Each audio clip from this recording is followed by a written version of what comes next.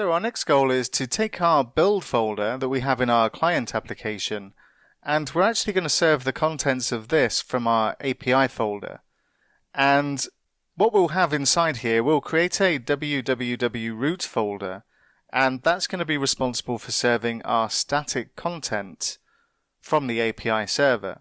But first of all, let's make a change to our package.json file. And we want to move the build folder into our API folder once the build has been complete. So what we can do is add a post build script that will run immediately after the build is completed. So I'll add post build, and all we'll do in here is we'll just say mv to move build, and we'll move it to the API /API www root folder and just add a comma. So all we're going to do is take our build folder, go up a level, and then in our API we'll move it into the www root folder, which will be created automatically for us. So let's go ahead and once again run our build for the React application. So I'll just say npm run build, and this is going to do the same as what it did before, but it's going to stick it in the API's www root folder. And that's now completed. So if we go and take a look at our folders, we've now got a www root folder, and all of our content for our React application is going to go inside there.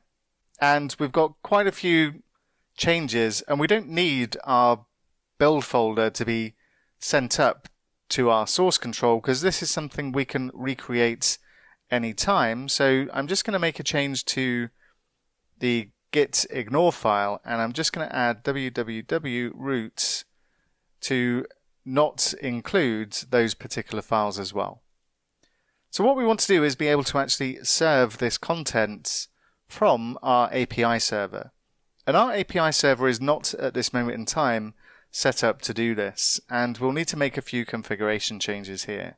So what we'll do in our startup class, first of all, is we'll tell our API server to serve static files, and we'll need to add a couple of pieces of middleware in order to do this. And what we'll do is we'll say app.useDefaultFiles, and this just enables the default file mapping on the current path, which means it's going to look for files such as index.html, and if it finds one, then it's going to serve that as the default file. So we'll use default files. And what we'll also need to say to our server is to tell it to use static files as well. All of our JavaScript files are static, our CSS, our images, everything inside the www root folder is considered a static file. But this alone is not enough. We also need to tell it or give our MVC a route for what to do when it isn't the chat route and it isn't the API routes that we're using in our controller. So we need to tell it what to do in that particular case. So what we can do is give our use MVC some configuration, and we'll tell it to use a specific route in the case that it's not chat and it's not API as the route that's coming into the API server. And what we'll do is we'll say routes, and there's a map spar fallback route, and this configures a route that's automatically bypassed if the requested URL appears to be for a static file. And we'll use this, and what we need to do is give this a name, and we'll call it spar-fallback, and then we need to give it some defaults. And what we'll do is we'll say new, and then give it a controller, and we'll set this equal to fallback, and the action in here we'll set it equal to index. So what we're going to need to do is create a new controller called fallback controller that's going to have a single action, and this action's job is to return the index.html file inside our www root folder. And it's this one here, which has obviously been minified so we can no longer read it very easily. But this is what we want to return when a route is requested, which is not chat or API, and I'm just missing the semicolon from this. So inside the controllers folder, inside the API, I'm just going to create another new class, and this one's going to be called fallback controller. And unlike our API controllers, this one's going to inherit or derive from the controller, not controller base. And the difference between this one and the controller base is that this one gives us view support, because we're going to be returning a view from this particular controller.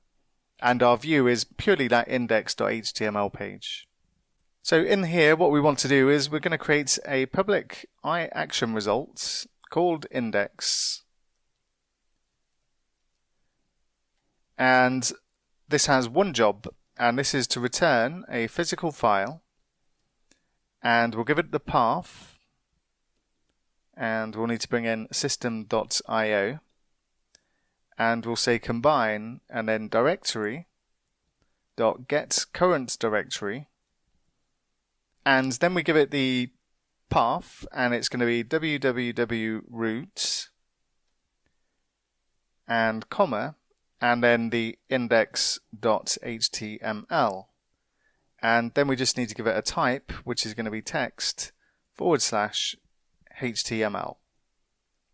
And very importantly, we also need to allow anonymous access for this particular controller.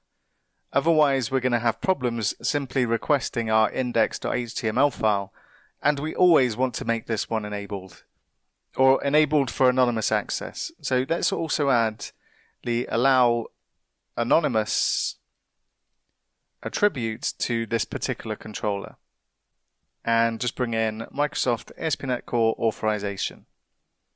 And we need to do this because we've set up a policy that requires everything to be authenticated apart from what we specifically override at the controller level. So with all of this in place, we should now be able to test that we can run our production version of our React application inside our API server. So let's go take a look. And what I'll need to do is just restart the API server.